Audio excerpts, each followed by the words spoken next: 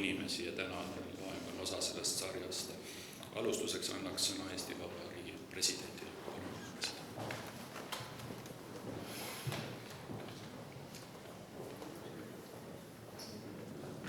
Hea Eesti Panga rahvas ja austatud professor Jeffrey Sachs, lugupeetud külalised. On väga ülev olla saalis, mille nimi on Eesti Panga Iseseisvussaal.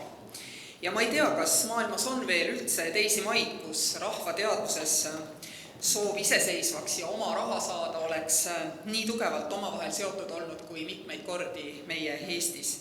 Sest ilma oma rahata me oma taasiseseisvumist ju ette ei ole kunagi kujutanudki. Eesti oma raha sündis 100 aastat tagasi, vabadussõja ajal. Sõjakulutused sel ajal olid ju väga suured. 19. aasta esimestel kuudel kulus sõjategevusele kuni 1 000 000 marka päevas, aga valitsusel raha nappis. Suuremat välislaenu saada muidugi oli nendes tingimustes lootusetu. Ja esimese kiire sammu oma raha suunas tegi sel samal aastal jaanuaris toonane rahandusminister Jüri Kukk ja tema portreepüst seisab siinsamas Iseseisvussaalis ka, tehes ettepaneku võtta rahana käibele juba varem välja antud lühiajalised 5% intressiga riigikassa võlakohustused. Aga loomulikult ei valitsus ega rahvas niisugust võlapaberit päris rahaks ei lugenud. Õnneks samaaegselt nende võlakohustuste kasutusele võtuga tehti ka ettevalmistusi juba päris oma raha käibele laskmiseks. Otsus panna esimesele rahale nimeks mark tehti 9. detsembril 1918. 19. aasta veebruaris asutati Eesti Pank ja sama aasta mais võttis toonane ajutine valitsus vastu määruse, mille kohaselt sai ainsaks seaduslikuks maksevahendiks Eesti mark. On tõsi, et pärast oma raha käibele toomist ei olnud tollel ajal usaldus selle vastu väga suur. Aeg ja olud olid keerulised ja kattevara nappis. Alles 21. aasta alguses tekkis mõningane usaldus siis, kui marga kurss stabiliseerus. Aga sajand tagasi astutud sammud ikkagi täitsid oma eesmärgi. Eesti riik sai tänu oma raha käibele võtmisele vahendeid nii vabadussõja pidamiseks kui igapäevaelu paremaks korraldamiseks. Äärmuslikes oludes loomulikult langetati otsuseid ka pea 30 aastat tagasi taasiseseisvumise tuules tormilise hinnatõusu ajal ja majandusreformide alguses. Just siis tegelikult rahareformiga sai alguse Eesti innovaatiline riik, innovaatiline avalik sektor, mis on hiljem jätkunud ka läbi meie maksusüsteemi ja lõpuks viinud välja e-riigini ja Eesti geeniseaduse ja teiste innovaatiliste asjadeni, millega Eestil on õnnestunud liikuda edasi majanduslikus arengus kiiremini kui arenenud riikidel ja ka kiiremini kui nendel, kes alustasid meiega koos ühelt stardihoonelt. Meil on täna siin Kallas. Ma usun, et paljud meist on korduvalt kuulnud seda lugu, kuidas Siim istus koos härra Kandessüüga, rääkides Eesti rahareformi üle peamiselt ühe lause kujul "We shall not postpone", mis tõi meile IMF-i toetuse vastupidiselt nende paremale äranägemiseni ning viis hiljem, juba mõned aastad hiljem, ka IMF-i arusaamisele, et just nii oli hea teha rahareformi. Ja me olime astunud oma esimese isepäise sammu liikumaks edasi kiiremini, kui soovitasid meile need, kes olid enda arvatest meist ju targemad, sest nad kõik olid justkui juba näinud palju rahareforme. Aga Siim Kallas, Mart Laar, teised, ka Vahur Kraft hiljem Eesti Panga presidendina, meie siin Eestis mõistsime, et tehes asju nii, nagu teised meie ees on teinud, ei ole mingit põhjust arvata, et me jõuame neile järele. Sest et järgija on alati ainult järgija, kindlasti ei õnnestu kopeerides kuidagi kiiremini edasi liikuda. Ja minu jaoks on just rahareform see punkt, kus Eesti valis selle teise tee. Katsetada, riskida ja enamasti ka võita. Ei saa välistada, et see taktika kunagi toob meile ka mõne valusa kaotuse, aga siiamaani oleme me igatahes võitnud sellise taktikaga. Nojah, kui 100 aastat tagasi kulus peaaegu 2 aastat, et rahvas hakkaks Eesti Panka ja oma raha usaldama, siis Eesti krooni, seda, mis tuli pärast rubla, seda me usaldasime juba enne sündi. Me väga ootasime oma raha ja me uskusime sellesse kui instrumenti, mis võluväel viib meid lagunevast Nõukogude majandusruumist minema ja toetab eesseisvaid reforme. Ja Eesti rahvas tegelikult ju ei kipu üldse mitte millessegi uskuma, aga see oma raha usk, see oli meil päris kindlasti tollel hetkel olemas. Ja meil oli õigus. 1992. aastal toimunud rahareform ja Eesti krooni käibele tulek ei olnud riigi ülesehitamisel tähtsad mitte ainult majanduslikust vaatenurgast, vaid tegelikult pani see ka aluse Eesti järk-järgulisele ühinemisele Euroopa majandusruumiga. See kõva raha, mille me lõime ja mille kursist me hoidsime hammastega kinni eelarve tasakaalu kaudu, kuni sinnamaani välja, et kui oli aeg vahetada Saksa mark võrdluses euro vastu, siis meie kursiks jäi 15,64 perioodis. Päris absurdne vahetuskurss, kui mõelda, aga me põhimõtteliselt ei tahtnud seda ju muuta. Et see tagas ikkagi uskumatu usalduse meie rahasüsteemi vastu ka välisinvestoritele ja ma arvan, me võime ka täna selle üle, kui me oleme juba ammu euroalas, võime me olla väga uhked selle üle. Ja ma tahaksin veel rõhutada, et vaatamata sellele, et me oma krooni usaldasime ja teda väga armastasime ja et meil kõigil oli emotsionaalselt raske sellest loobuda, siis me siiski oskasime ratsionaalselt toimida. 2009 valitsus tehes vajalikud reformid, mis sellel aastal tagas meile ilmselt kiireima majanduslanguse piirkonnas, aga viis meid 2011 euroalale. Et seda kõike ei oleks ju ka saanud teha, kui rahvas ei oleks seda mõistnud ja seda tegelikult toetanud. Eriti sellel aastal siin ja praegu tundub mulle see eriti märkimisväärne, et meil jätkus seda tahtmist rahvuslikust valuutast loobuda ja ühineda euroga. Et Europarameetri hiljutise uuringu andmetel toetab Eestis eurot 85% küsitletutest. Ma arvan, et see on märkimisväärne toetus. Mul on väga hea meel, et Eesti Pank on alati hoolitsenud Eesti raha stabiilsuse ja kvaliteedi eest ja andnud sellega oma panuse, et meie riigil läheks jätkuvalt hästi. Ja muidugi Eesti edust rääkides tuleb mainida ka meie tänast aukülalist, Columbia ülikooli professori Jeffrey Sachsi, kes tegelikult on andnud oma tööga suure panuse Eesti arengusse. Taasiseseisvumise algusaastal said siinsete reformide elluviijad väga palju inspiratsiooni just tema töödest. Nii et Jeffrey Sachs teoorias meie praktikas tihtipeale saatjaks kogu maailma sõnum, see ei ole võimalik. Oli võimalik, alati oli võimalik. Nii et mul on väga hea meel professor Sachsi tänada ja tervitada. Ja lõpetuseks tahaksin ma tuletada meelde teistki suurmeest, Eestist pärit maailmamainega majandusteadlast, samuti Columbia ülikooli professorit Ragnar Nurkset. Eelmisel 2017. aastal möödus Ragnar Nurkse sünnist 110 aastat. Eesti poliitik ja publitsist Kalev Kokk on kirjutanud, et 50. aastatel oli Ragnar Nurkse Lõuna-Ameerikas sama kuum nimi kui Jeffrey Sachs 90. aastate alguse Kesk- ja Ida-Euroopas. Ja mul on väga hea meel, et meil on olnud selline makromajanduse suurmees ja suurkuju, kes ei saanud Nobeli preemiat tõenäoliselt ainult selle tõttu, et tema elu ja tööaeg jäi väga lühikeseks. Aga kindlasti ei tahaks ma, et Eesti Panga sünnipäev mööduks nii, et me tema nime siin ei mainiks. Ma soovin meile kõigile tahet, julgust astuda jätkuvalt selliseid samme, mille kohta meile võib-olla öeldakse, et see ei ole võimalik, küllap ta on võimalik, kui meie seda teha otsustame. Et meil jätkuks avatud meelt ja et meil jätkuks mõnikord ka südant tunnistada, kui me millegiga oleme tegelikult ikkagi mööda pannud või hilinenud. Et üks, mis mul kogu aeg hinge peal on see, et see riik siin on majanduslikult edukas, hästi arenenud, kuulub maailma jõukaimate riikide hulka. Meist kõrgemat keskmist palka makstakse ainult 32 riigis, aga me ikka veel arvame, et me ei ole piisavalt tugevad, et üles ehitada normaalne sotsiaalsüsteem, kus puuetega laste pered saaksid hakkama ja kus vanuritel ei oleks lootusetuse tunne. Et te kõik teate, et mina olen pigem parempoolne, pigem toetan vabaturumajandust, aga see vabaturumajandus, see majanduslik edu, see tegelikult on ka kohustus osaleda selle loodud rikkusega ka nende elus, kes paratamatult on meist nõrgemad. Ja ma loodan, et meil jätkub empaatiat ennast järele aidata ja järjele vedada ka selles viimases valdkonnas, kus Eesti selgelt on arengupuudega. Nii et tänan teid kuulamast, palju õnne Eesti Pangale ja ma ootan põnevusega, mida meile ütleb täna professor Sachs. Tänan kuulamast.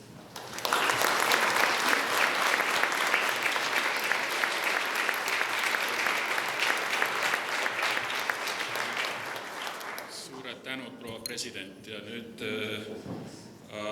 ma arvan, et ma hakkan nüüd teeme edaspidises inglise keeles. I propose we now switch to English, and it's my pleasure today to introduce today's guest and speaker. I think it's actually a massive understatement to say it's a pleasure. This is an incredibly emotional Estonian standards of emotion, but this is really such a moving thing that Jeff was here 26 years ago and to come back, and I think I will no doubt remember this event today as one of the highlights of my tenure here as the president of this great institution with its vital mission and great staff.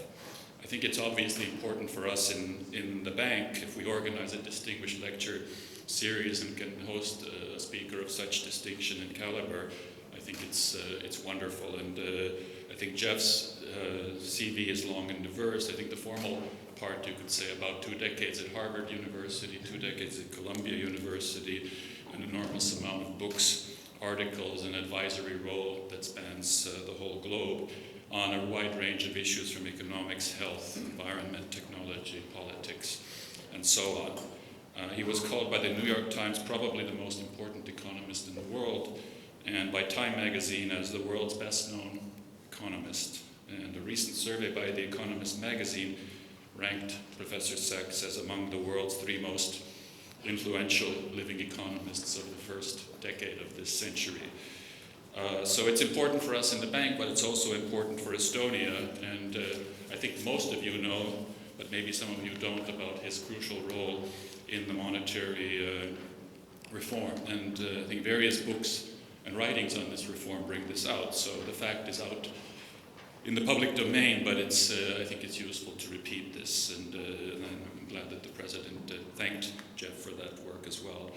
Finally, it's important for me personally because Jeff has been a teacher, mentor, and inspiration for a long time, and maybe I'll get a bit autobiographical, but I think the first time I heard of Jeff was in 1981 when I was maybe 23-year-old, just finished economics at university, and before going to graduate school I thought I'd take a few years and work as a research assistant and build macroeconomic models of the Canadian economy. And I was working then as an assistant for another wonderful person and brilliant economist, John Helliwell.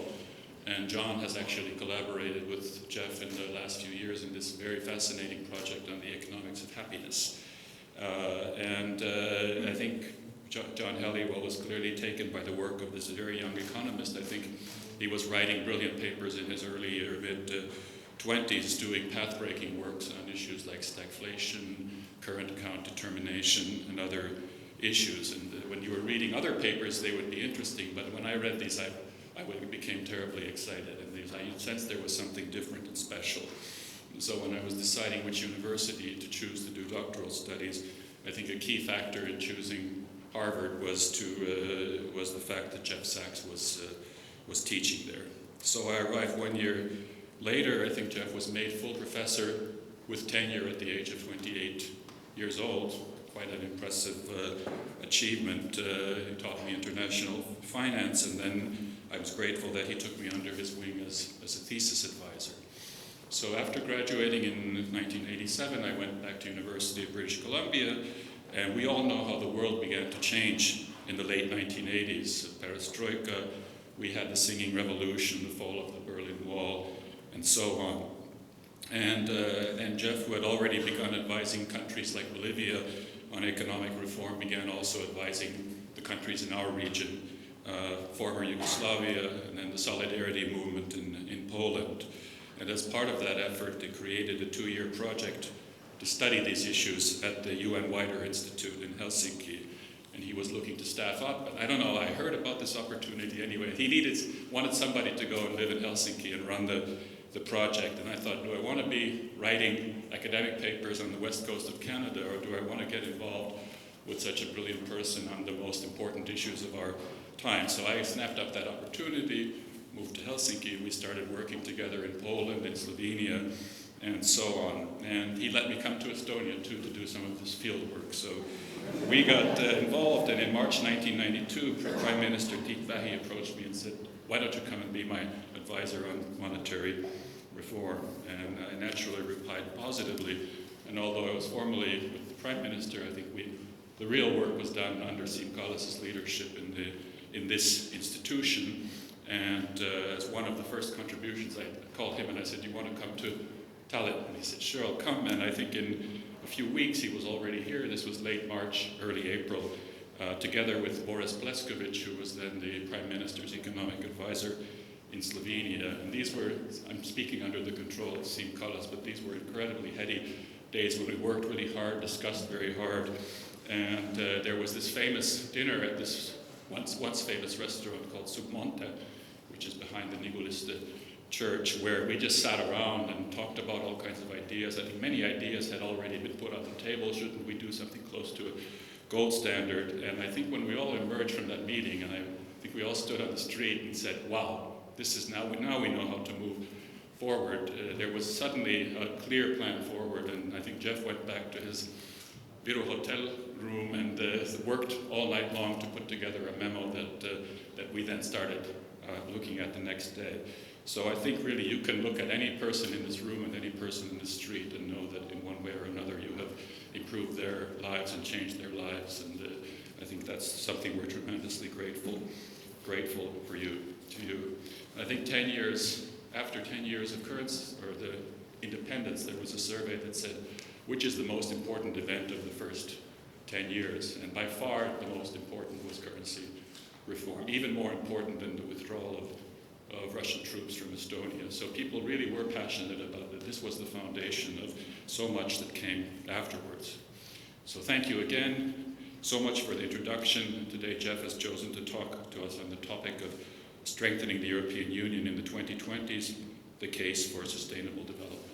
So I give the floor to you, Professor Sachs, and then we'll have some questions later.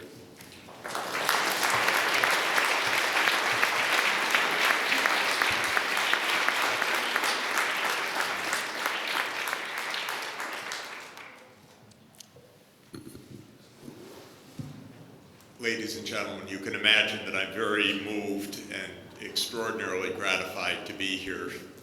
Madam President, thank you for being here. It's really an honor to speak before you and to listen to your words as they were being translated to me.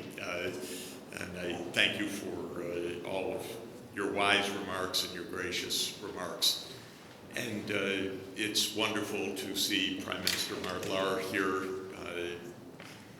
Like so many people around the world, I've admired you from the very beginning of your leadership here. You transformed this country and helped transform the world in the right direction. And it's absolutely fantastic to be together with you.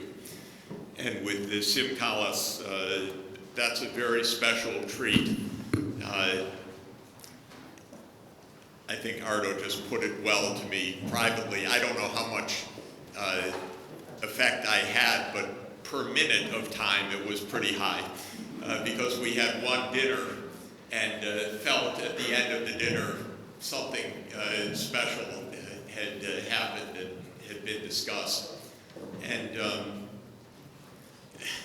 you remind me of many, many things, but I did have two all-nighters during the early years of reform. Once in Poland when Jacek Kuran of Solidarity asked me to make a plan for transition of Poland to a market economy. And I said, I will send you something in a few weeks. He said, I need it tomorrow morning. I said, it's already midnight. He said, I need it tomorrow morning. So I stayed up all night and wrote what turned out to be their first plan for market transformation. And the second one was here. And of course, that was a memorable, moving visit for me 26 years ago. Frankly, aside from the dinner, the main thing I remember was how cold the hotel was, because the Soviet Union had turned off the energy to this country. I sat in about 4 degrees Celsius in the breakfast room with the winter jacket, hats and gloves on, trying to eat my bowl of cereal. This was a country in distress and obviously a very tenuous situation. So after the dinner, when I was asked for a memo, I knew what that meant. That meant a long night ahead. And I'll never recall showing up the next morning at Sim's office, and I handed it to him, and he said, spoken with the Prime Minister, we're going to do this. That's what you told me. So that was that's how fast Estonia moved on things. And Estonia made a magnificent job and made a magnificent contribution. But I especially want to thank Ardo Hansson, your governor of this great institution, who has done a wonderful job in this institution, and of course is renowned and so highly regarded around Europe and around the whole world of central banking and economics. But to say to you, Ardo, you changed my life in so many ways by enriching our experience together, bringing me here to this country, teaching me all along the way as Ardo Hansson became a leading economist of the World Bank in many, many important venues, including more recently in China, and then here as governor of the central bank. And that's the best tribute that a student can pay to a professor, believe me, is to have a career like that, a success like that, integrity, capability like that, and to involve your old professor once in a while in the excitement. So I'm really profoundly grateful. Now, I am going to give a talk about the wonders of Estonian high technology, subject to one caveat, which we can't get the screen going. It used to say no signal on it. Now it doesn't even say no signal. I don't know whether there is a signal, but I guess they passed out some of the brochures, at least for the front row. But I don't really need it. It's even better not to have PowerPoints most of the time. They just go by so fast anyway. And I do recall, though I am in the center of information technology of the world right now without the screen working, it does recall another episode that I had at a conference at Microsoft. So it was in Seattle, and they couldn't get PowerPoint working. And I thought that was interesting. So the number 3 of PowerPoint, Nathan Myhrvold, was up at the screen typing furiously on the computer. I said, this has to be the most memorable experience imaginable. But technology works most of the time, and everybody has it, actually? Okay. I was not going to use it too much, and maybe that's fine. I'll mention a few pictures if you can look. But I do want to speak today about the European Union. I am a huge fan of Europe and the European Union, and as I grow older, I become more and more of a fan of European special attributes in our world today, because I do believe that Europe is really the farthest along in the whole world in combining the values that are important, the values of social justice, environmental sensibility, economic progress, and human rights. And this is a tremendous, tremendous role for the world. And every day that Europe is in internal division and internal strife, it hurts me a lot, because in our world today, we really need European leadership worldwide. And we don't really have the luxury and time to be spending all our effort on Brexit or on fights over the Italian budget or on the fights that I listened to in the last few days while I was in Poland between Europe and between Brussels, I should say, and the Polish government and so forth. We need a strong Europe that lives its values and its capacities and helps to play the role of defending those values and promoting those values worldwide. and all who might say that the Union should be weaker or that it is detrimental to countries' initiatives and so forth. I can only say from the outside, I think this is a very bad and untimely and even dangerous judgment, because the world's not safe right now. The world is in a lot of transformation right now. And I worry about a world without a strong and unified Europe at a time with such instability. I can tell you, don't count on the U.S. for all that stability. You won't find it right now in the U.S., and you won't find it for the foreseeable future in the U.S. We're going to be racked with our own problems and facing all sorts of tensions, which I'll talk about, and this makes it all the more important for Europe to be strong, united, and becoming even more of Europe with a stronger European Union in the 2020s. I hope that next year's election produces a political base for a stronger union activity, a larger budget, as I'll describe, a more activist union in terms of sustainable development, in terms of investment in high technology, because I think that would very much serve Estonia, serve the countries of Europe, but also serve the world at a time when we really need that.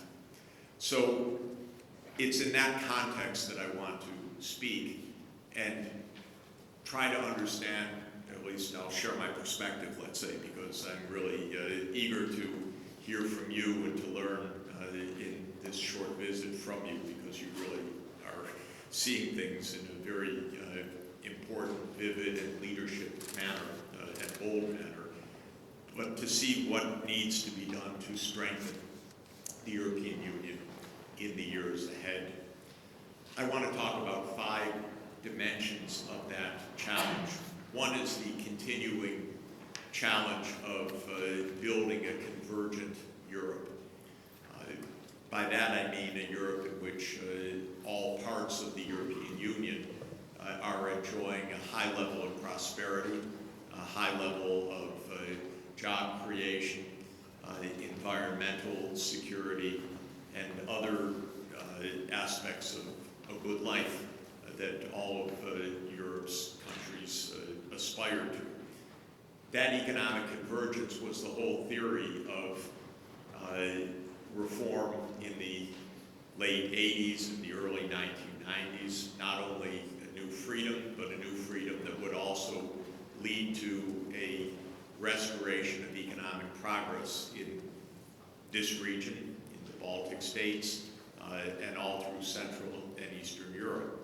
And you proved that theory right, so I'm very happy about that, because you've shown exactly that under the conditions of political and economic freedom, it's possible to make rapid advances and to achieve a kind of economic convergence.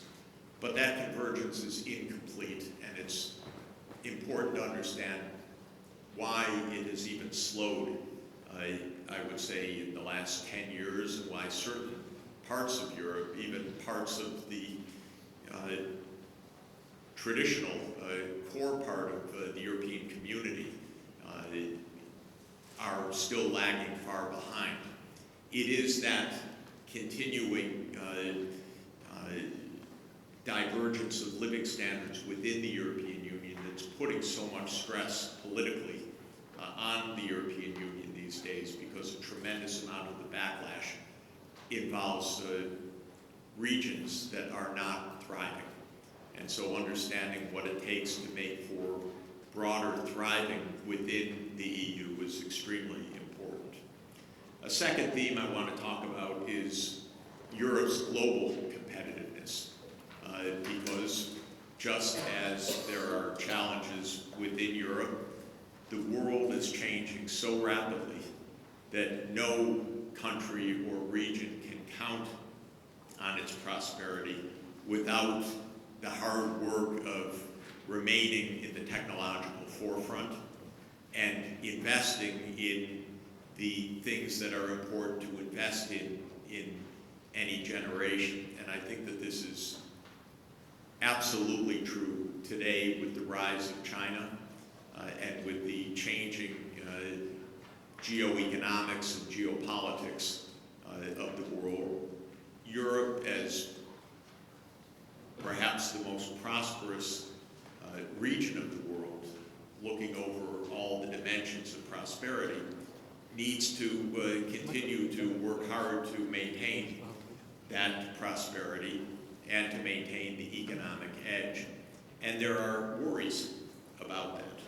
It will not happen country by country. It has to happen as a shared initiative of the region. The scale of any individual country, even the large countries of Europe, is not sufficient to achieve competitiveness in basically an IT-driven world unless there is a strategy across the region that makes sense. Third, I want to say a few words about the populist backlash and maybe tell you a little bit about the United States dimensions of this, because we're living through this just as most of Europe is, and it's very unsettling, quite destabilizing, actually quite dangerous, because while one can analyze the underlying pressures that lead to a Mr. Trump, the consequences are not necessarily salutary, and we should understand what is happening that's producing a kind of anti-system backlash across Europe and in the United States, what it means, why the nationalist approach, if I could call it that, although it has a lot of different elements to it, is not really an answer to any of the underlying explanations, but what might be a proper response. A fourth dimension that I want to talk about, obviously related to these, is the environmental crisis facing the whole world. I'm coming from Katowice climate meeting yesterday. Its pluses and minuses at the meeting are really a vivid reminder of the mess that we're in, and I want to say some words about that. And then finally, I want to talk, and I hope not presumptuously, about an issue that you must be the world's experts on, and that is security. This is a country that is a miracle in a way. It's gone through every kind of history. Everything bad that can happen has happened, and amazingly good things have happened, and we're celebrating 100th anniversary of the independence of Estonia, and miraculously celebrating it in a time of peace and a time of prosperity for this nation, but still with obvious challenges. And I would like to say a few words about what might be done to reduce tensions and find a deeper security than the order that we now have in the world, which I don't believe is a secure base for peace. So those are the issues that I want to talk about. And let me start with the economic convergence. And I'll leave you to the pictures later, because I'm going to use the advantage of just looking in your eyes to say a few words. For 200 years, economic development has been driven most fundamentally by technological advance. When you look to the core of economic development historically and theoretically, the fundamental driver of of economic advance is improvement of technique. And this became the nature of the world order only in the last 2.5 centuries. It really was a kind of invention of a new society that started with the series of technologies of the Industrial Revolution. And the steam engine was, in my view, no doubt the most pivotal invention of all of modern history. It unleashed a revolution that continues to this day. And when one looks at standards of living, at the nature of economies, at measures like GDP per capita or other indicators of production and productivity, it's the ability to harness technology that is the most fundamental driver of those indicators and of change over time. Of course, politics, geography, resource base, and many other dimensions of our economic and social life are also determinants. But the underlying driver of change is technological advance. We're in a new technological revolution, clearly. We're in an ongoing digital revolution. Estonia is helping to lead it now, which is a very good sign. This is not only interesting and good, and I'm quite confident in improvement of life in many ways, but it's almost surely your core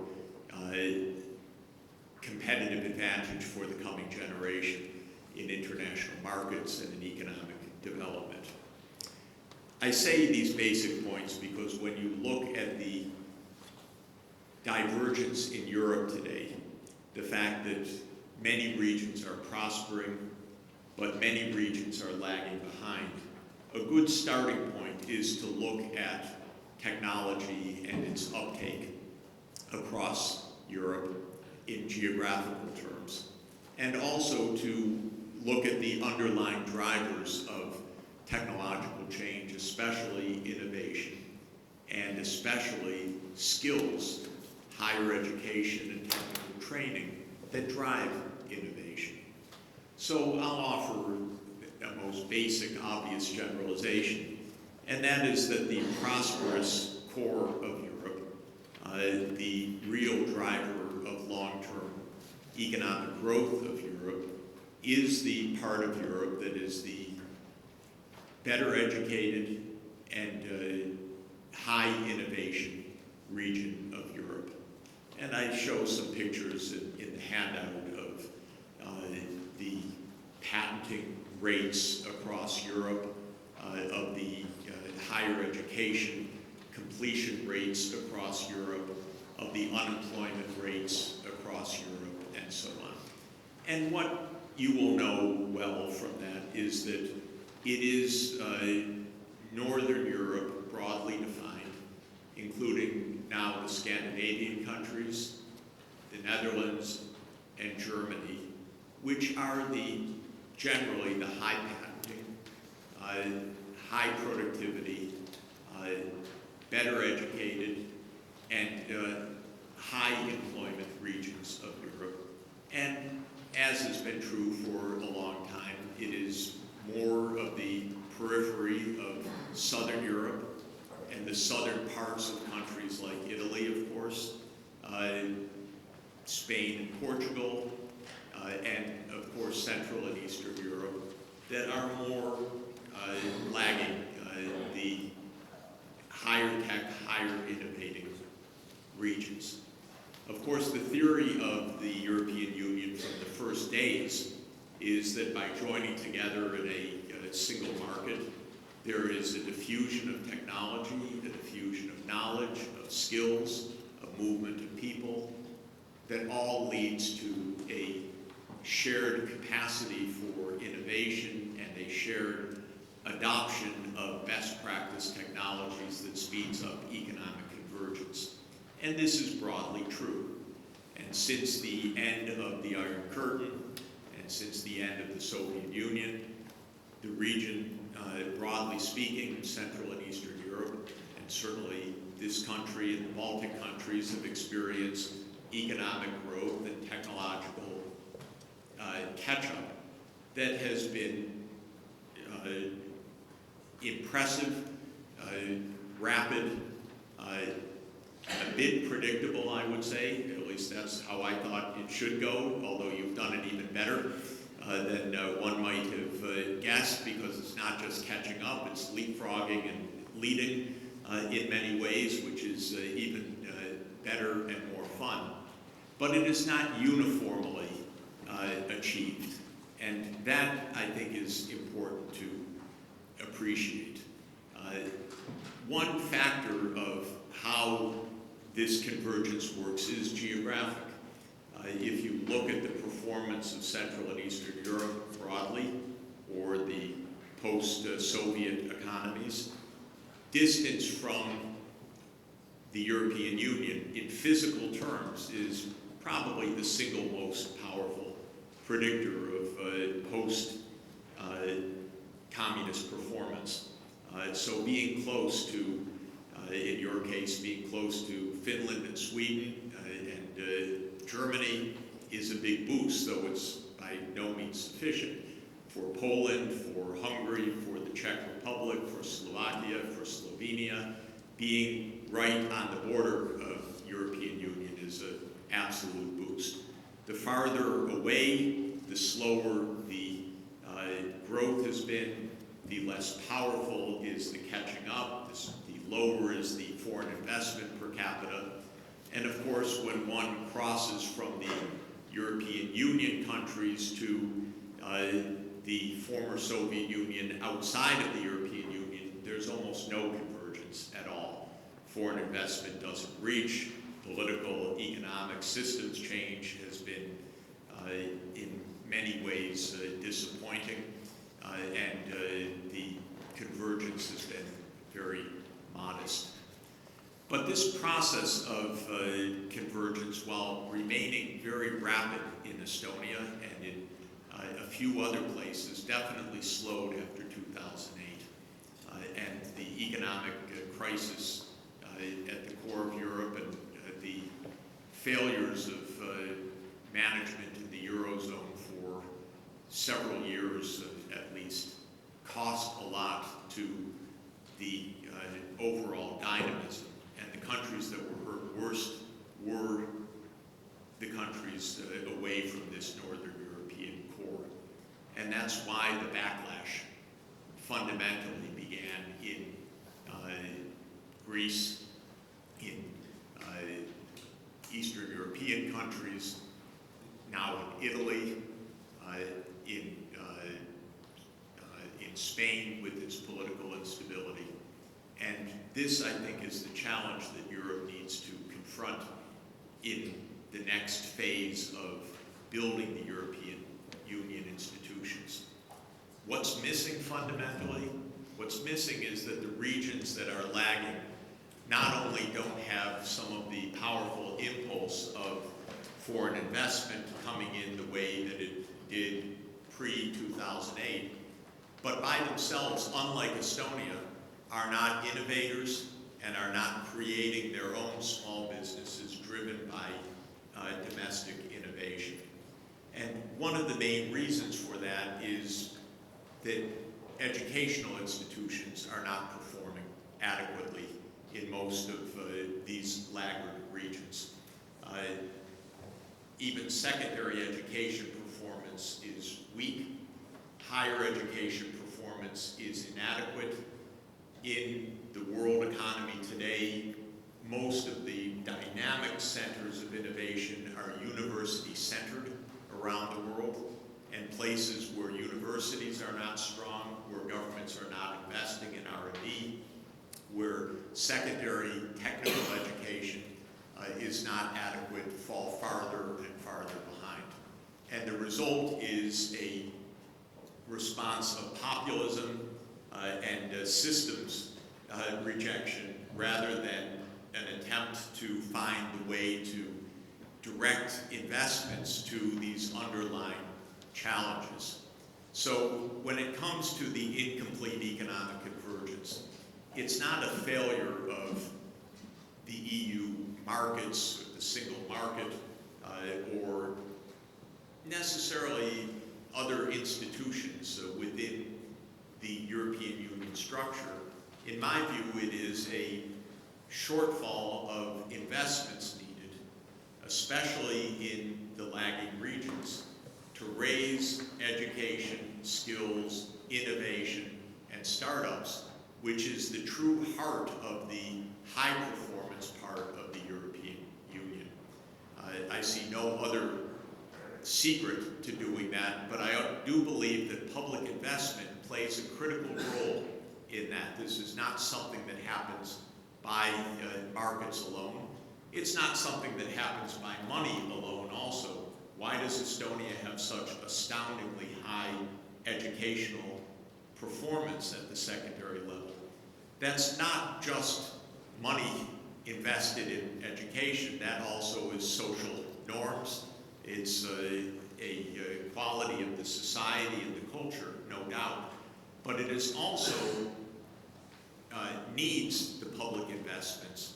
It needs the investments in quality teachers, in education, and something that I think this country also does need in the future is still major investments in your universities so that they become world-leading centers and that they attract students from around the world, because this is a place people will want to come.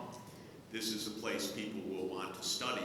That becomes itself one of your competitive advantages, but also something that I believe needs to be built in the next 10 to 20 years.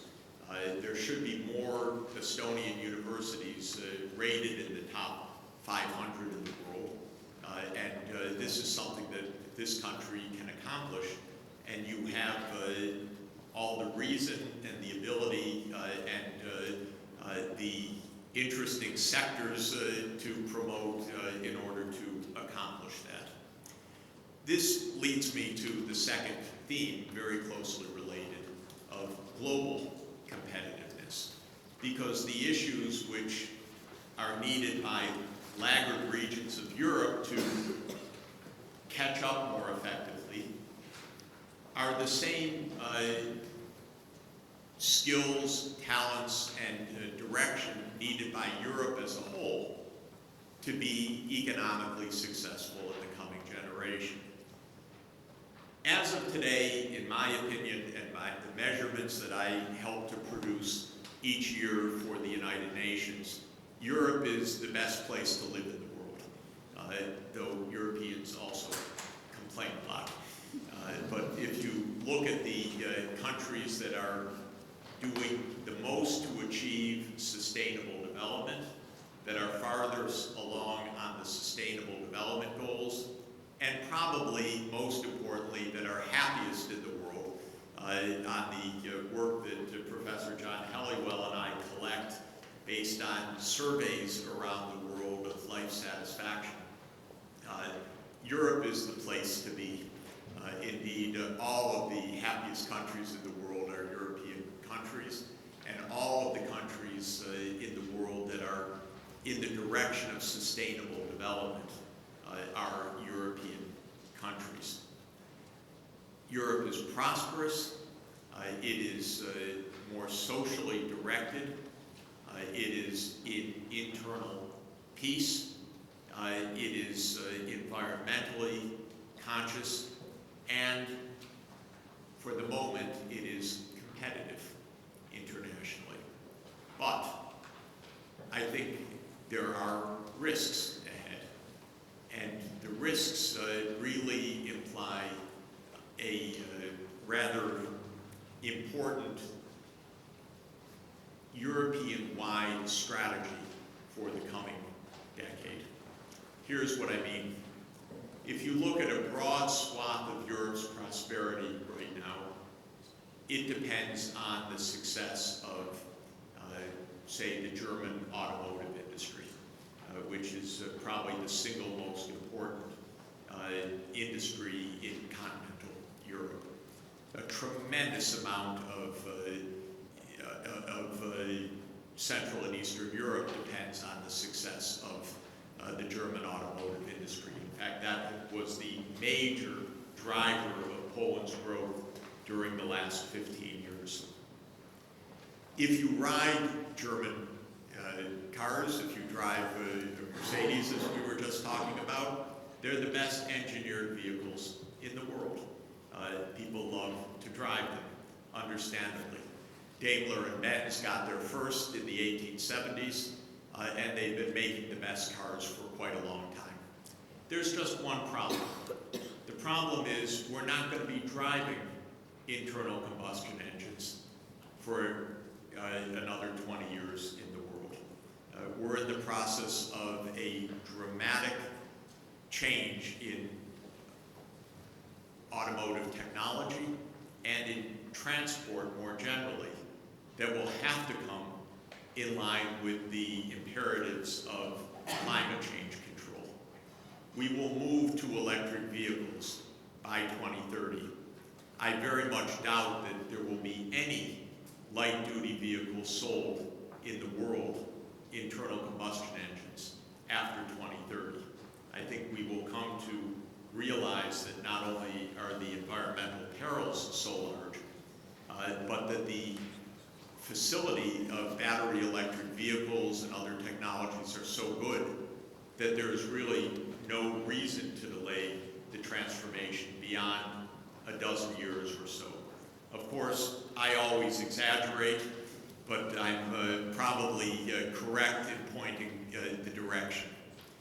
So whose cars are we going to drive in the year 2035? It seems to me it's going to be one of two: a revamped European auto industry or Chinese vehicles. I don't know if the United States is going to get around to this. If it does, it will probably be producing the advanced vehicles in China rather than the United States, actually. We're a little bit confused and behind the curve on this. If Europe is going to remain competitive, it needs an overhaul.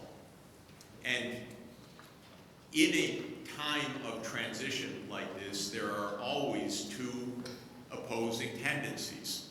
One that says, we've got the best, slow down, it's wrong, we're not going to have to be making these changes. And the other that says, we better get ahead of this before it's too late. And I think that that battle is underway in every automotive company. It's underway in every political system.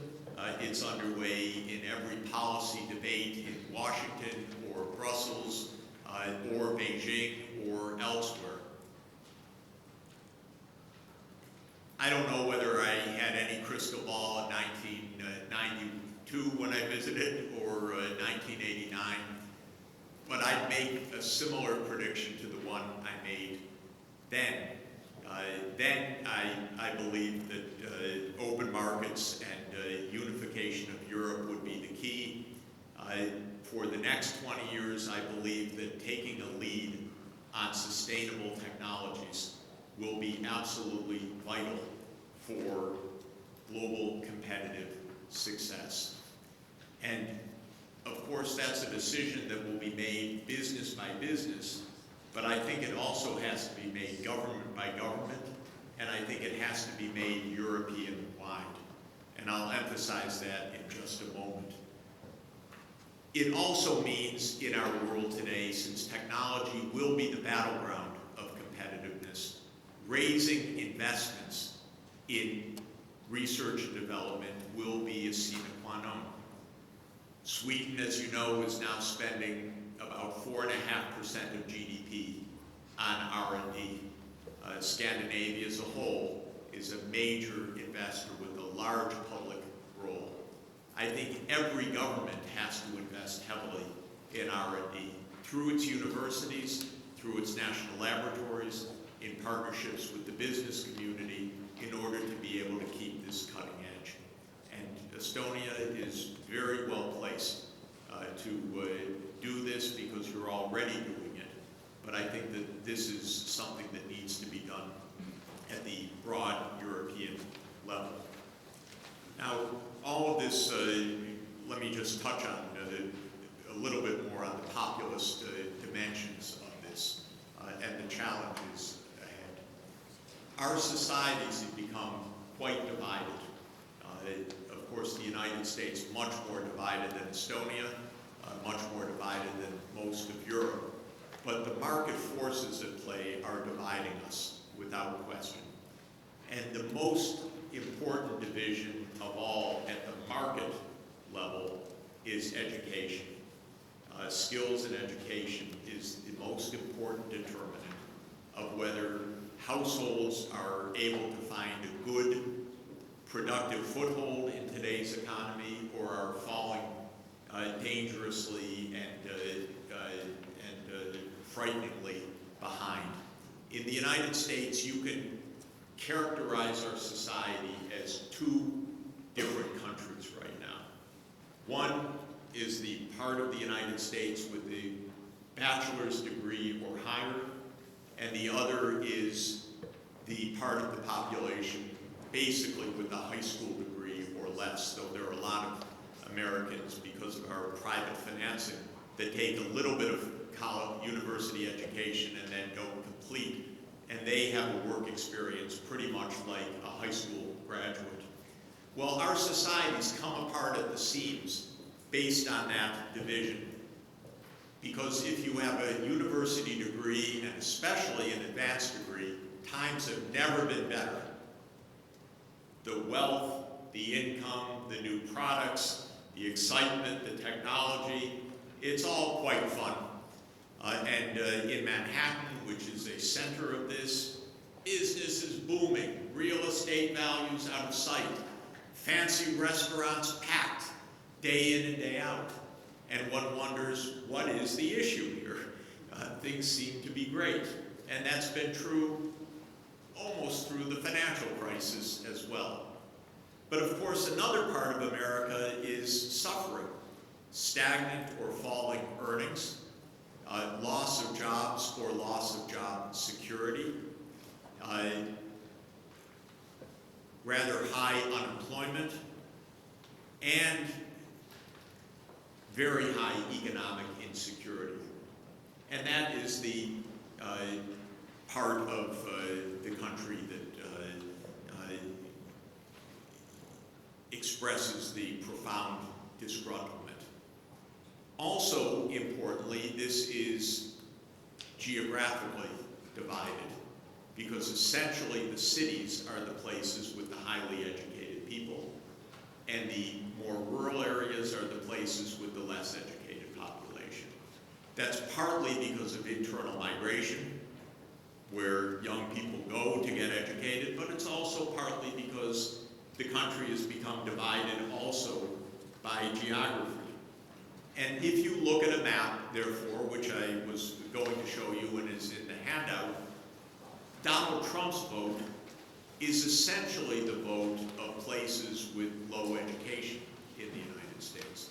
It's essentially a vote of high school graduates saying no to a system that is leaving them behind, whereas the vote for the establishment is a vote for places in the United States that are working very well, thank you, and where life is good and the quality of life is rising. And so we have that divide. Now it turns out that divide applies almost to every case in Europe as well. If you look at the Brexit vote, if you look at the Polish vote in the last parliamentary election, if you look at the Italian vote, it's basically divided between education level and geography. The cities doing well, the more rural or suburban areas doing less well with less education, and so forth. And this, I think, needs to be not only understood more clearly, but factored into the social, political, and economic calculus. Now, I personally don't believe that we're going to reverse the trend towards more dynamism of the cities relative to the rural areas. I don't think the lesson is invest heavily in the rural areas and build the infrastructure and expect that there to be a response. And I'll give you just one tiny illustration of this recently. Amazon, the e-retailer, had to decide or was trying to decide where to put its new second headquarters. And they canvassed the whole country. And they ended up picking their main spot in New York City. This is a little odd in a way, because for the price that they will pay for real estate and wages in New York City, they could get 100 times that in the American Midwest or in some of the laggard regions. And for a warehousing company, you might think that that would have been the thing to do. But when they picked New York City for their location, they said the dominant reason that we picked New York City is we need skilled workers who can run the high IT systems that our business is based on. And that requires us to be in a city like New York with a number of universities putting out the highest skilled workers. Well, that's an example of what economists would call divergence, the rich getting richer, because that's where the pull of high skill is. I don't think the lesson is primarily to try to invest heavily in laggard regions from a geographical point of view, but I do think that the lesson is to invest in individuals everywhere to make sure that everybody has the skills that they can get, and for those who can't get the skills, that they have the income and the support, the social security that is needed for a good life as well. And one of the reasons why this division in the United States became so extreme is that our political system has utterly neglected those left behind for the last 40 years. It's been tax cuts for the rich year after year, and it's been cuts in social services year after year at the same time. And that's been true across political administrations, strangely enough. That won't suffice. That will lead to absolute collapse of politics and social stability. And maybe the United States has arrived at that level of social instability after all these years. How did someone like Donald Trump get elected, by the way? He's hardly a friend of the working man. He never worked in his life. And we now know every day that his wealth came not only from inheritance, which we knew, but from tax fraud, which we didn't know the details of. But if you want to learn the enrichment of the American president, the New York Times is running a series of the tax cheating that was involved in his personal life. But it's interesting how he got elected.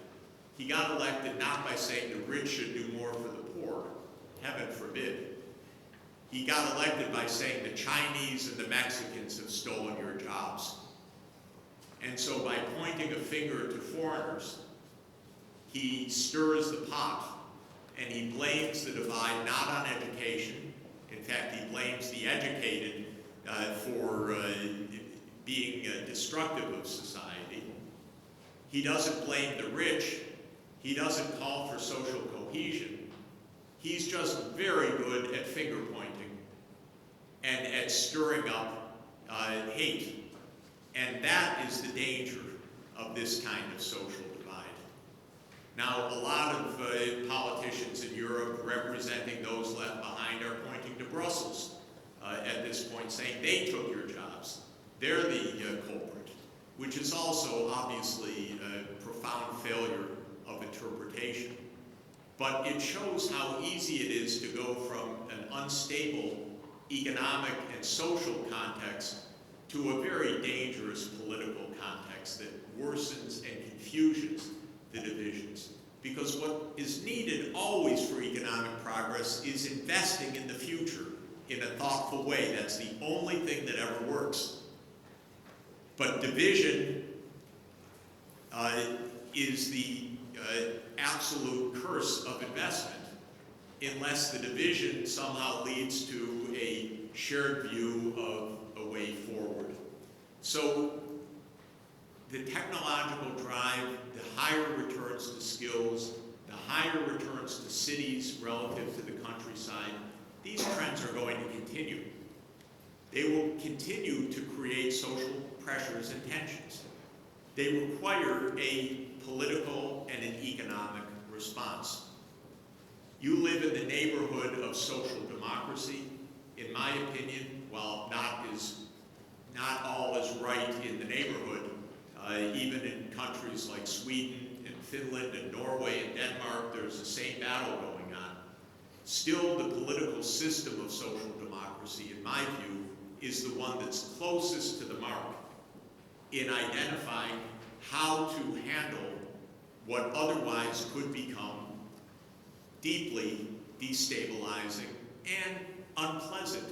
I would say not morally justified deep divisions in society. Technology will continue to drive those divisions in the years ahead. Lots of lower skilled people are going to lose their jobs. Truckers, warehouse workers, shopkeepers are going to be replaced by information technology. And that means that these pressures require a sound social system in order to be able to respond. Let me mention one more quick point and then a few conclusions. I've said at a few points that the right way to invest is to invest in the future that takes into account the sustainable development imperatives. And let me emphasize this point. The environmental crisis is deep, it's real, it's getting worse, and while it is not yet so clearly embedded in our day-to-day politics, it will be increasingly embedded in our politics and in our economics. Do not bet on oil shale. Do not bet on the internal combustion engine. Do not bet on more fracking. Do not bet on new pipelines. They're all losing investments. Of course, they're the very investments that between Trump and Putin and others, they want us to make. And that's why the United States, Russia, Saudi Arabia tried to make at least some front at the Katowice conference in the last few days to slow down the turn to renewable energy for the future. But the fact is that the climate change crisis is far advanced, and every bit of scientific evidence suggests it's going to become quite harrowing in the decades ahead. My colleagues, when I headed the Earth Institute at Columbia University for 14 years, terrified me on a daily basis. I wouldn't subject you to it, but I'd like to subject you to just an hour of it by the climatologists telling you how dangerous the prospects are. And what this means, ladies and gentlemen, is that even though politics has not completely embraced this agenda till now, it increasingly will do so. The successful economies and the successful societies will be the ones that are looking ahead, not behind. Donald Trump, of course, is living firmly in the 20th, perhaps the 19th century, but not the 21st century. He doesn't know, he doesn't care. Maybe Mr. Putin is living in the 20th century in this regard as well. But the imperatives of global warming, of mass air pollution, of mass ecosystem destruction will definitely turn us to a very different system in the future. I want to note for this country 2 quick points. A clean energy system requires the turn to renewables, and this country is blessed with a lot of offshore wind that could power this country completely and keep you an energy exporter. Second, renewable energy systems really compel us to become interconnected with the neighborhood. And the Scandinavian countries are all moving in the direction of massive wind power, and a shared grid with your neighbors would be a very wise idea. In fact, so wise that I strongly subscribe to a Chinese idea being promoted for a worldwide grid of renewable energy that even connects the continents together. Because with intermittent energy like wind, solar, and hydropower, there are huge advantages of long-distance transmission and a shared grid that can balance the anti-correlated intermittency of the various energy forms. We're going to move in that direction. I'm very happy to see that Estonia is now taking a strong step towards introducing renewables in a much larger scale, building major offshore wind. This is absolutely the way to go. Finally, about the EU, just a few recommendations. And I think the main point that I would emphasize, and I do it, I don't want to live in a country that is more on the front line of security issues than just about any. And you have always a lot to think about and a lot to take care about. But I do believe we're moving to the post-US-led world pretty quickly now. And I think that that has to shape Europe's thinking as well. I have a picture here taken from macro data that you'll probably find somewhere in the middle of the package showing the relative size of China and the US economy. To my mind, this is a quite consequential reality, not a statistical delusion. And that is that just as the countries of this region are catching up, so too is China. And there's nothing abnormal about that. And there's nothing treacherous about that. That is good economics at work. Because Deng Xiaoping, 40 years ago this year, did a good thing for China. Said, let's open the economy and move to a market system and integrate with the Western-led world economy. And the result, of course, was 3.5 decades of 10% per year economic growth, which means 5 doublings. That means a 32-fold increase of Chinese production. Now China's slowed to perhaps 7%, 6 to 7% growth per year. But it means that China now has become more than 1/4 of the per capita income of the United States rather than a tenth or less. And at 1/4 the per capita income of the United States with more than 4 times the population, that means a bigger economy in the aggregate for China. Well, this is driving the United States crazy, by the way, I'm sorry to say. Because if you want to understand a country with a deep neurosis, look at the United States as it contemplates China. This is something impossible for the American mind to understand. How dare they? How dare they show up at a table as larger than we are? We run the world, not them. And this essentially is being played out 100 ways right now in the world.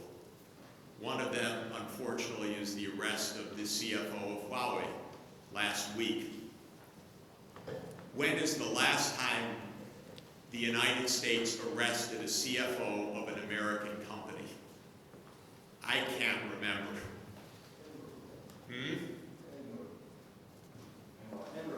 Enron, okay, that was 2002. So that was 16 years ago. Good point. We almost never do it. But to grab someone off of an airplane in Canada en route to Mexico for an international extradition, well, that's unusual. When it was announced that it was for violating fraud relating to U.S. sanctions on Iran, I quickly looked up the list of U.S. banks that had violated sanctions on Iran. It was every major bank of Wall Street, but the only time that the CFOs and CEOs of those companies were whisked away was to state dinners at the White House, never off of airplanes for arrest. And so the problem is really we're in an unstable period, actually. The United States charges that all of China's advance has been through stealing secrets, as if these technologies cannot be mastered any other way, as if only the United States could have known how to do everything, and also ignoring the fact that technology is for sale. You don't have to steal it, you pay for it. China's paid for a lot of technology in a market for intellectual property as well. So my view is that while all countries steal, and China may have stolen more than others as part of its catching up, China is a highly capable country, a sophisticated technological system, a increasingly powerful network of universities of the highest rank, of companies in the forefront of artificial intelligence and information technology. And of course, this also has lots of implications for military security as well, because the idea that the United States is going to just run ahead of China in cyber warfare or anything else is not the case.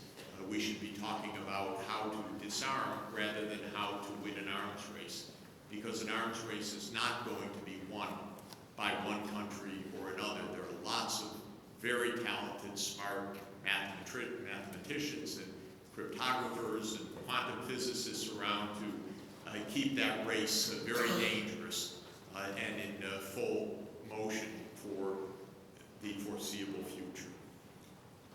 In my view, we are moving to a world of regions, not a world of US-led dominance. And that's one of the reasons why I would like to see Europe as a strong, confident region that is promoting its own foreign policy, its own values, its security, its technology, and especially in a context where the United States weirdly wants to divide Europe, as this administration does for reasons that are almost unfathomable. It's all the more reason for a strong Europe in the years ahead. What does this mean in practice? And I'll close here, and thank you for letting me run on too long. First, we need a strong European Union, and the world needs it, and you need it. Second, I would strongly urge that you use sustainable development and the Sustainable Development Goals as the organizing principle, because it's the single best description of where the world is heading. It helps to guide investing to the future, not to the past. Third, I believe that Europe needs a larger budget in order to be able to carry out what it's doing. Europe is trying to manage a union with a budget at the union level that is only 1% of the GDP of the union. That is too small. That is not good enough for investment needs, R&D needs, social protection needs, help for lagging regions, for cohesion. And so I would urge Europe to make a new budget that aims to reach 2% of GDP at least within the coming years. At least that, in order to be able to break free of basically chronic insufficiency of public investment at the European-wide level. Fourth, while Mr. Juncker called for an investment plan, I'd like the next commission to really have an investment plan that would live up to the needs and the dynamism of the times. This would be investing in research and development, renewable energy, smart cities, smart infrastructure. Obviously, you can see all the roles that Estonia would play in that. And then finally, I would like to see a European foreign policy, because Europe doesn't have a foreign policy. It has a US policy, and America's policy is not adequate for a European policy. It diverges, it's unstable, it's erratic, and it's not going to get better in the near term, I can tell you. And many of the problems that Europe has faced, like the refugee crisis, were caused by American policy mistakes, including the wars in the Middle East, which were the main reasons for the refugee crisis. Those were all wars of choice by the United States that turned out to be, predictably, I would argue, a disaster. And so Europe needs its own strong, united foreign policy. I believe that this includes engagement with China.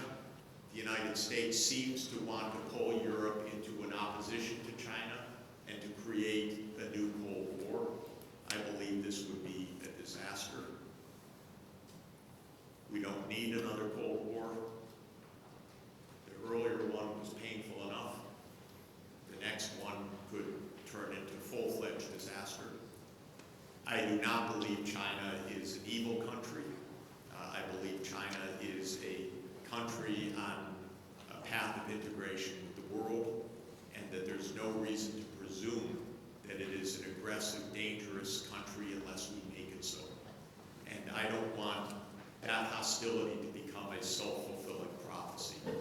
Europe has a lot of cooperation with China that would be remarkably important, including meeting China's Belt and Road Initiative with a European initiative that would connect Eurasia with high technology and sustainable energy and transport infrastructure. This is a great project together. So the idea of strong opposition does not appeal. And I finally may have a point here which I wanted to emphasize, which is Europe's need to pay some practical attention to Africa as well. Africa is still the poorest region in the world, and because of its poverty, and because of the fact that the children are not in school as they should be, it is the region with the highest fertility rates as well. This means that Africa is still undergoing a demographic rise that is shocking in its scale and its speed. And I'll just give you a couple of numbers. In 1950, Sub-Saharan Africa's population was 179 million people, according to the UN. Today, it's 1 billion, more than 5 times since 1950. But hold on to your seat, because the median forecast for Africa's population in 2100 is 4 billion people. 4-time increase. And that's because the fertility is still about 5 children per woman on average in sub-Saharan Africa.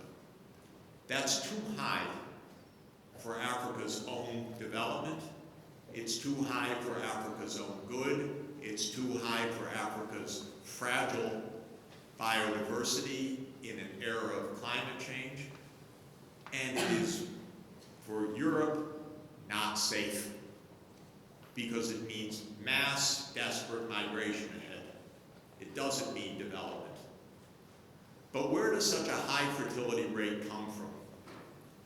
From one overwhelming factor, and that is that 80% of the girls are not enabled to complete secondary school. That's shocking. That's because of poverty, because poor African countries cannot provide higher, even secondary education. It's out of their budget range.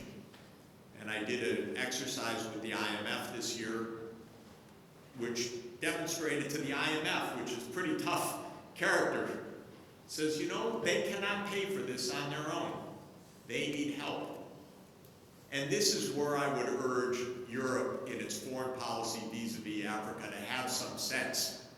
And I've been saying it for 10 years and have not made progress yet. Europe needs a simple program with Africa, in my view. And the program is, we will help to ensure that every African child completes at least a secondary education. A simple standard, SDG number 4, universal secondary completion.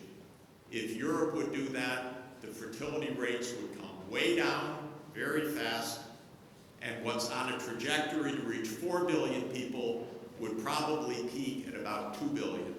That's a lot, but still a lot different from reaching 4 billion.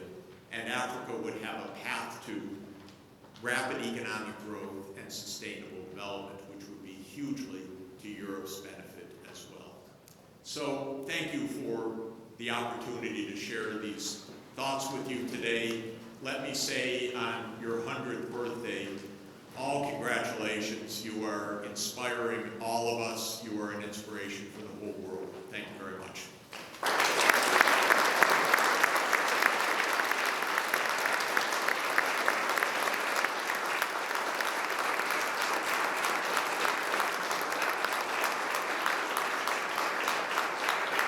Okay, thank you very much. And maybe say 3 things before we turn it over to questions. First of all, I think now the 2 most inspiring speakers I know of in the world have stood in exactly this spot here. The other one was Barack Obama. So this is really great. Second, we got the view of the world, of Europe and of Estonia, and everything from technology to economics to social policy to environment to happiness and everything. So the tour d'horizon in 1 hour was interesting and inspiring. And I think the third thing is maybe it was a good thing with this slides didn't work because everybody got a handout, and I was seeing a lot of people actually taking notes, and you can take them home and maybe you can keep on reading these. So I think that worked out brilliantly. Anyway, we have probably 20 minutes maybe or so for questions. So why don't we get started? So President, would you? A comment and a question. Frankly speaking, Europe is spending close to 2% already. If you ask Alexander Stubb from European Investment Bank, then he will boast that he is now investing almost close to the European budget annually. So we are moving, but budget ceiling, of course, cannot be raised, so we do it a different way. And the question now, here, of course, you are preaching to convert it. Actually, I can now add to many of my speeches a citation from today's lecture, and I believe many people around here have exactly the same mindset. How to bring it to these social classes rapidly, so that we will have time to create these egalitarian school systems everywhere in Europe. In Estonia we have it, we only have to keep it and convince our people that this is the right way. Elsewhere, how to win the time? Thank you. I think inspiring political leadership is really important in this, and political leadership I think is most compelling when it shares a clear vision and a clear roadmap with the people. Here's what we can do, here's how we're going to do it. And this, I feel, is not really there.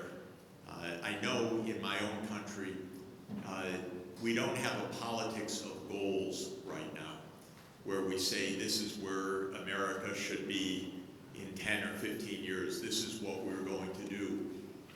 There's a lot of harsh debate about the immediate circumstances. There's a lot of finger pointing one against another. There's a lot of zero-sum struggle. There's a lot of lobbying by businesses and so on, but there's not a lot of vision that is shared. Issues like climate change, renewable energy, and so forth are not seen as especially attractive issues, or maybe are not understood or presented in as compelling a way as I think that they really are about here's what a better future means. My favorite president in my lifetime John F. Kennedy led by calling on America to a higher purpose. And we remember that, actually, maybe because it was so unusual. We remember that more than half a century later, that he was the American president that said, we can do better, and here's what we should do. And of course, the most compelling moment of my childhood was the moonshot, where President Kennedy in May 1961 called on Americans. He said, I believe this country should adopt that goal before this decade is out of landing a man on the moon and returning him safely to the earth. And then he said, no project in space will be so dangerous or so important, and none will be so difficult or expensive, he said, which is very unusual political talk, because usually politicians will say, easy, sure, won't cost you a penny. But President Kennedy said, this is hard, it's difficult, but it's an adventure we should take.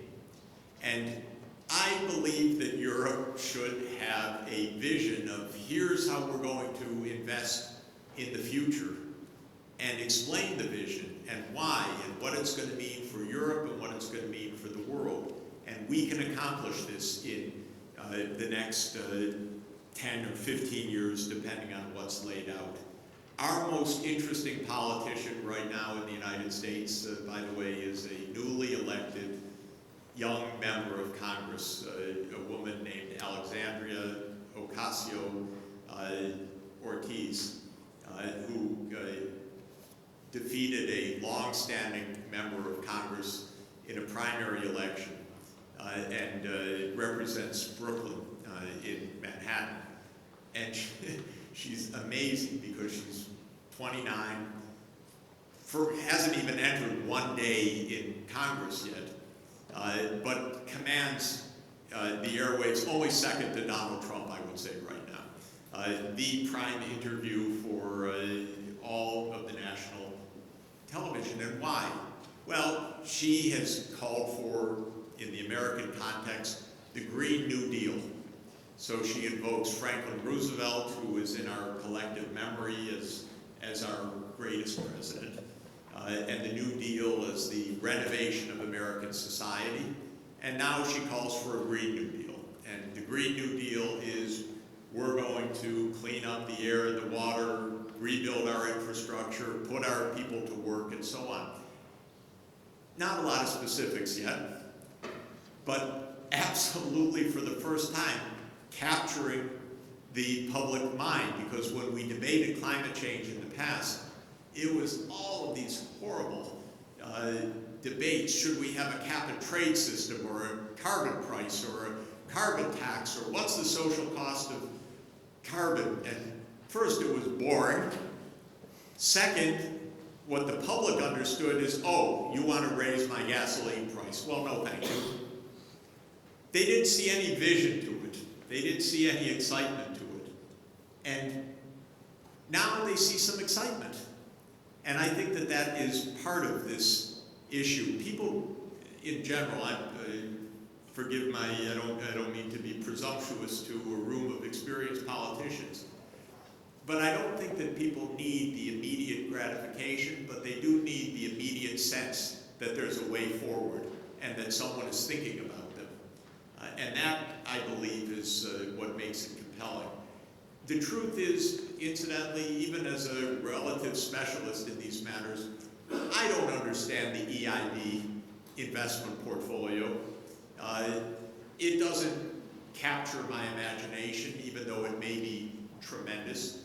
And there isn't really a European investment plan per se that says, wow, in 15 years, we're all going to be doing the following. We're going to be driving our electric or self-driven electric vehicles to the fast trains to do whatever. There is not that vision. And when I mentioned this to a leading CEO in France, who's one of the leaders of Europe's energy sector, he said, impossible to have a European plan. We'll never do that.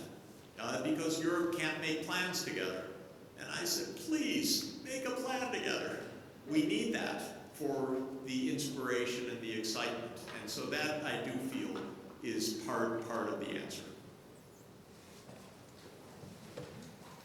Who's next?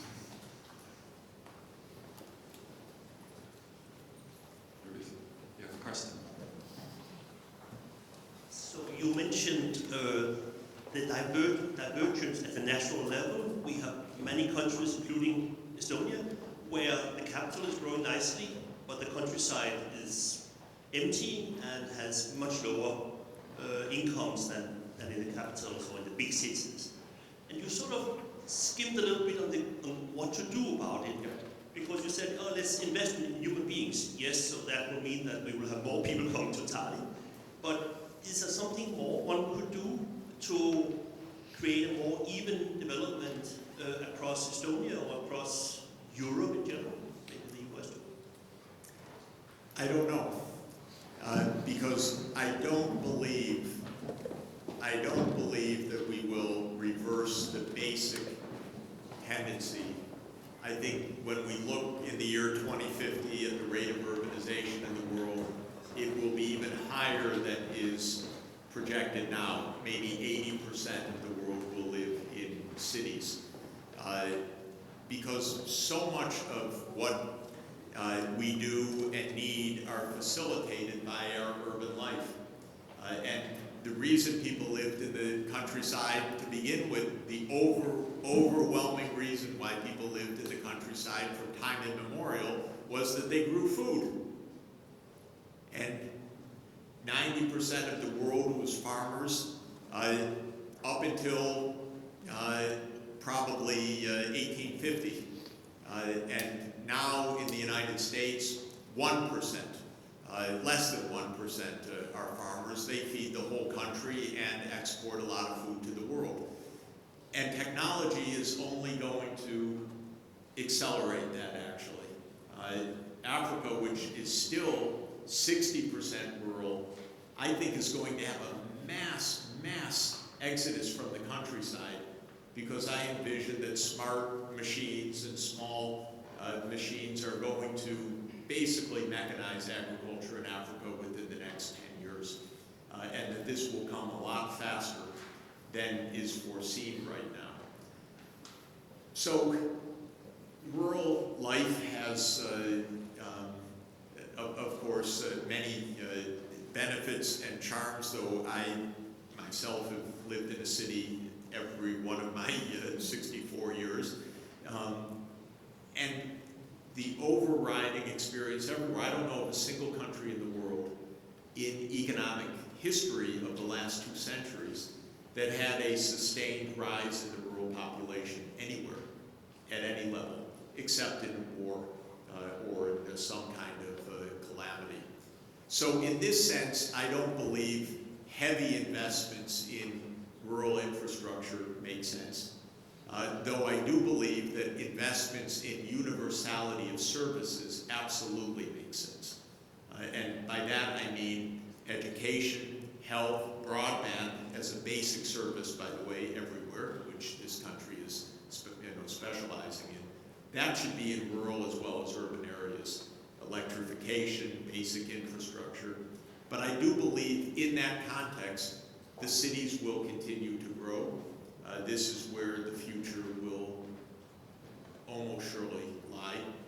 And it will, in a way, relieve pressure from ecosystems around the world, which are incredibly overburdened right now also. But a more clever answer than that, I don't have one. Is there one last question? Yes, many thanks for this very inspirational lecture, and I'm a huge fan of yours, just to say. But the question is related to the urgency of the climate problem. So the world infrastructure will double in the next 15 to 20 years, and global economy will double in the next 20, 25 years perhaps. And global population in urban areas will rapidly increase. So the decisions we are taking in the next 5 to 10 years are really important, and if we are not taking the right decisions, we are looking into wrong investments. And so how to communicate the urgency of the problem? Yeah, great. Thank you. First, without question, a great deal of our planet's future will be made in Asia over the next 10 years, because Asia will be the main driver of greenhouse gases and will be the main determinant of the climate future at this point. And how Asia goes is still up for grabs. This is actually the point. Mr. Trump does not help this process, of course, of making the United States a foe of what needs to be done. But the real decisions will critically be made in China and in India, and they will fundamentally influence another billion people around Southeast Asia and another billion around South and Central Asia. So what's the battle? The battle is that those countries are looking for rapid electrification, and the route that they're choosing right now is coal, and coal will wreck the planet at the increased scale that Asia will adopt on the current path. So I am struck, because I'm spending a lot of time in China with the Chinese policy makers. China has two major global initiatives right now. One very well known, called the Belt and Road Initiative, of course, which is President Xi Jinping's flagship to expand infrastructure and China's presence economically across Southeast and Central Asia. And the other, not well known, but absolutely fascinating, is a project called Global Energy Interconnection, which is a project of the Chinese state grid and an organization that they created called GEIDCO, G-E-I-D-C-O. GEIDCO has made the single best vision of how the world could decarbonize in the next 30 years. And it is a vision based on China's own electrification experience. Because what China is doing is bringing power from Western China, mainly wind and solar and hydro, to the population centers of Eastern China. And to do that, they're using long-distance, high-voltage, direct current transmission. And they have improved the technology of HVDC, high-voltage, direct current transmission. And they're combining it with smart grid technologies, so artificial intelligence, the Internet of Things, mass metering of urban energy use in a smart grid, long-distance system, renewable energy, population center. And they've taken that model and said, this is how the whole world should do this. Here's a map of the world's quality renewable energy. Here's a map of where people are, very different, because quality renewable energy is in deserts, it's in mountains, and it's offshore. And the population center is not in any of those places. So you need transmission lines. And they need to be cross-border, cross-country, for many reasons. One, to connect populations, and second, to balance intermittency. And so they've made a wonderful job now with increasing insight about how we could decarbonize globally by mid-century. The problem is these two projects are not well connected, actually. And the Belt and Road project is massively investing in Pakistan's coal industry, or not its coal industry, its thermal power plants right now, for example. So China's building dozens of new coal plants in Asia, South Asia. So my advice to the Chinese, which I gave last week at a high-level conference that they had, was very simple. You have GEICO, you have BRI, why don't you two talk to each other and try to make Asia the first case of your Belt and Road Initiative according to the Global Energy Interconnection Principles. One big advantage of that, by the way, without belaboring a point that I would love to talk at length about, countries like Australia, which export coal, could massively export solar energy because 3/4 of Australia is a great desert. And if you put a power line submarine cable to Indonesia and connect it to the Southeast Asian grid, suddenly you're a powerhouse of solar energy exports. And so if this is thought about the right way, it's very attractive for many, many countries to get connected on a shared grid. This is the only principle that can work, basically, in a short time, making your point. I have a simple rule. No more coal-fired power plants, no more oil and gas pipelines, no more fracking. All new investment should be renewable energy sources. And the way that that has to be done is a plan that is multi-country, that has transmission lines, multi-country, and that has a systems management that is multi-country. And we don't have time for anything else. The Paris Climate Agreement, and I'll just end here, is structurally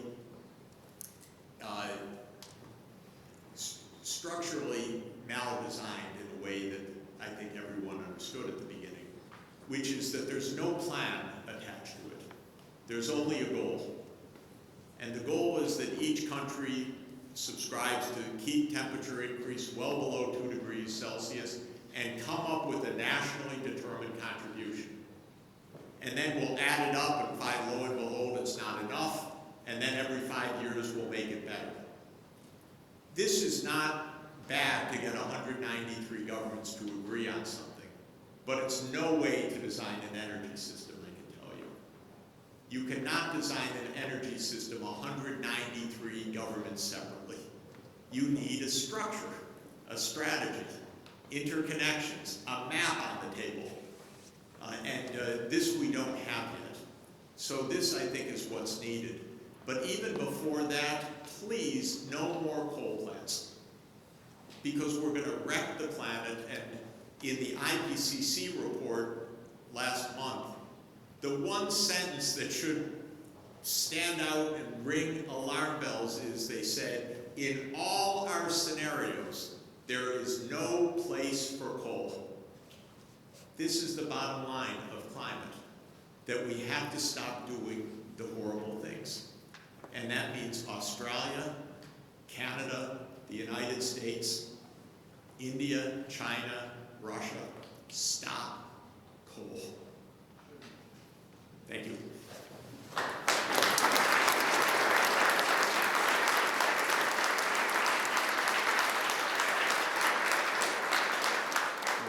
Thank you very much, and thank you to everybody who joined us today, all colleagues and all friends of the bank. I'm sure you felt it was time well spent, and I think to Jeff, and also to his wife Sonia, who's visiting us. Thank you for helping us celebrate our centenary, and also again, thank you for what you've done for this country and for the world.